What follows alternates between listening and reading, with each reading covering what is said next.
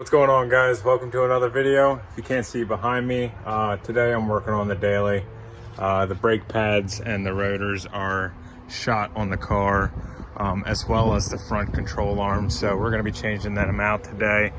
You see all that brake dust on this wheel.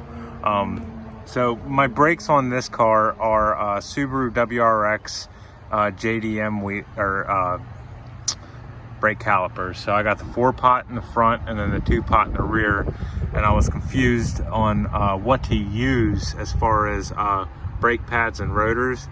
Did a little bit of research, asked my buddy Ray. The rears are just Legacy GT from like 2010 rotors, and then the brake pads themselves are from like 2006 2007 WRX. So we're gonna be dabbling in this. Sun's still out a little bit, so I'm going to start on the driver rear brake pads and rotors, just because I want to stay out of the sun. But yeah, I'll take you guys along for a ride in this little adventure. All right, so right now I have the wheel off. I noticed something already with these calipers, is they come with a weird caliper kit. It's like a bracket kit. If you can see, there's an Allen key here, which is kind of a pain in the ass in my part because I don't have the socket for the Allen key, so I have to just use a normal Allen key with brute force and hope that I can break those loose. So I'm gonna try to get those off and we'll see what happens. All right, so my research was done correctly. Brake pads do match, thank God. I took off the caliper, or I'm sorry, I took off the caliper, but I also took off the rotor. The rotor was a pain in the ass. So the inside drum, the inside of the caliper is pretty much the drum, and the pads were stuck on there pretty good.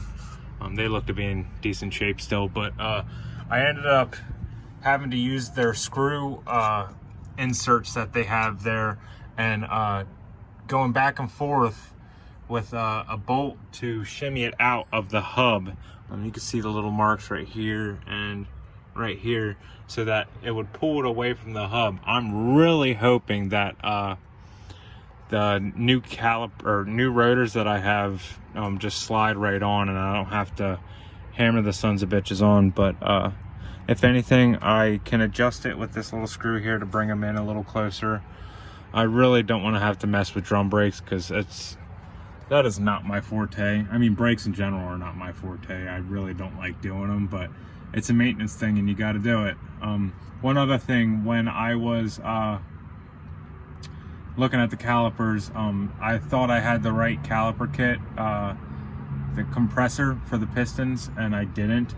But one neat trick that you guys could use is if you have a big pair of channel lock or vice grip C-clamps, to use those.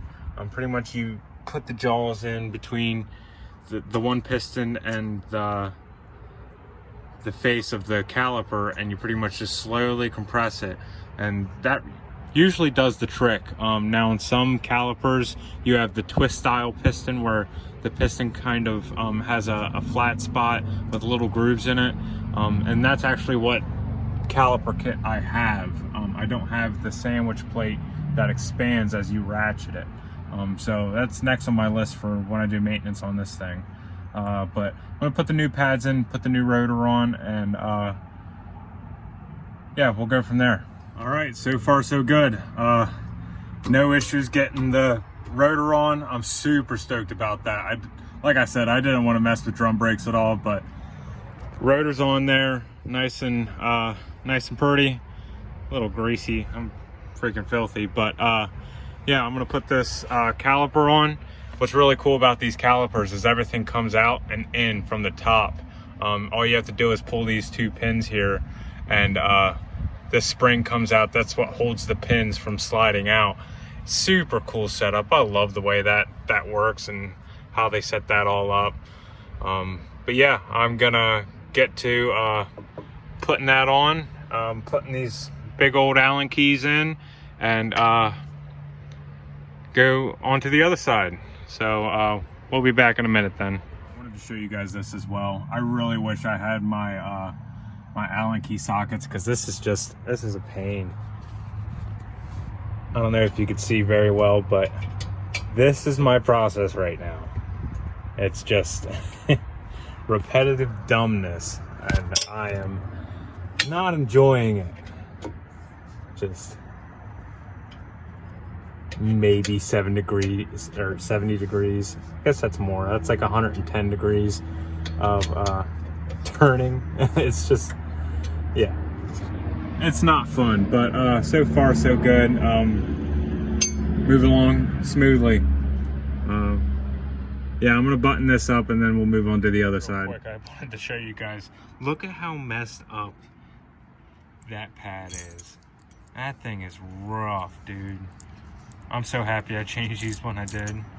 I should have changed them probably a good 100 miles ago, if not 1,000 miles ago when I changed my oil.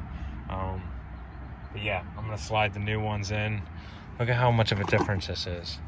I mean, it's night and day.